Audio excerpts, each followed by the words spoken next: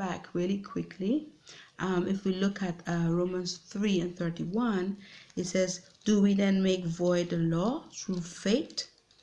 Yah forbid. Yeah, we establish the law.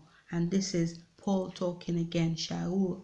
And if you look at 1 John 5 and verses 3, what does he say? He says here, he says, for this is the love of Yah, that we keep his commandments, and his commandments are not grievous. Okay? Now, you all don't realize that keeping the commandments, right, is especially the fourth commandment, right, is the seal or the mark of the Most High that will be used to identify you, to identify us, right? When the angel in Revelation 7 and verse 3 comes to seal Yah's servants, right? And verse 4, don't forget that there is a mark of the beast, right? You guys, please begin to look into those things, like what the church is derived from, what it means. Look into things again about the commandments and about the holidays, Christmas and Easter and all these things, the name of the Father and stuff like that. We, in our modified way, is in paganism, and we're doing idol worship. Basically, we think we're going to church and we're serving the Most High, but these people have fixed it so well, right, that look at my last video about the false doctrine that we've been taught in the scriptures. This Bible here is the Texas Receptors that we've been looking at, and a lot of things are corrupt in here. We have to look at things from the Septuagint, from the Hebrew writings, and look in things in the Hebrew. We were always told to go and look it up in the Greek, look it up in the Hebrew. Things mean different things, and these people have used words to sway us in different ways, and there's a whole heap of stuff that's going on in this Bible that we are not even aware of, but people are waking up now. So wake up.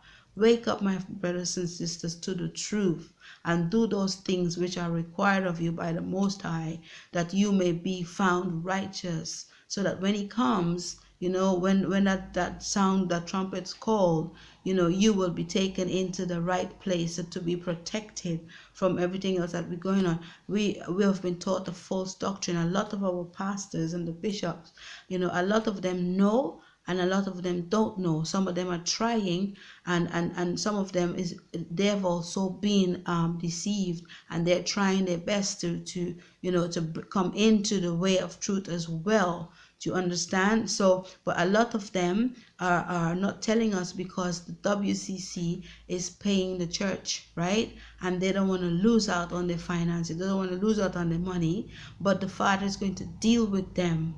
That, right? Because they have the influence, and they're influencing people the wrong way, right? I am sorry, I have to say it, because you guys need to stop it, and you need to come into the right way, because the Father, you're gonna be punished. You're taking a lot of people astray, and Christianity. In Christianity, we're doing a lot of idol worship. A lot of the words that we use, like God and Lord and all those things, they are all deities. They are pagan deities. Lord is Baal and all those kind of things. Look into these things. Every time you say amen, the word was amen, A-M-E-I-N. The Roman Catholic changes to amen. Amen Ra is another pagan god. So every time you say amen, you are worshiping a pagan god. You're doing it more modified, and you think you're worshiping the Most High or Yahushua, but these people have fixed it so that they can keep us in idolatry in a more modified and a more modern way. But that's why we're still under curses, and we have to come out and be set apart, because we are a set apart people. We are Israel. We are, even to the Jews that are over in Israel now, they themselves admit that they are not the original people, right? They are not Shemites. It's us, the Israelites. Look into your history. Look into the transatlantic slave trade and what has taken place and what has happened and who the people were, right? Please wake up to who you really are and come out of idol worship. Stop doing, pastors, please turn to church. Go into Saturday worship. Worship the Most High on the day He asks you to do so, right? That's the Sabbath day.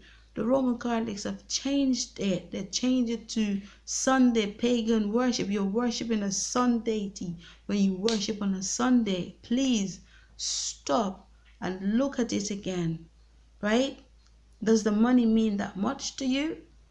That your soul is going to be lost after all of these years of preaching and think you're doing the right thing when you're not, and the Father going to come and say, I did not know you. All those things that you've done, you didn't do it for me. You weren't pleasing me.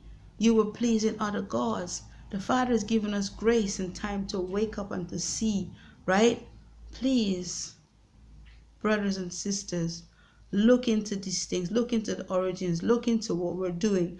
We're doing it in a modern, modified way. We are worshiping pagan gods. Stop it. Not we. I'm not doing it no more. I'm doing everything, even to the very cross. Look into the cross. Yahushua was not crucified on a cross. He was hanged on a tree with a beam, with one beam. It wasn't a cross. The cross has a different meaning. Please look into these things, all right? And change it. I pray that you will hear, right?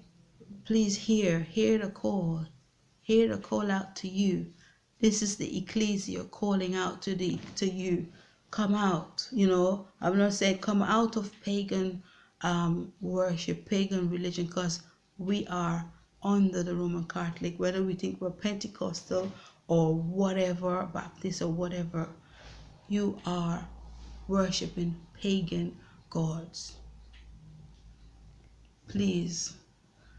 And on that note, I would just like to just leave you with that, and just to say that may Yahuwah, the Most High, Baruch you, bless you, and keep you, and cause you to hear the call of the Ruach, of the Spirit, right? And do the right thing.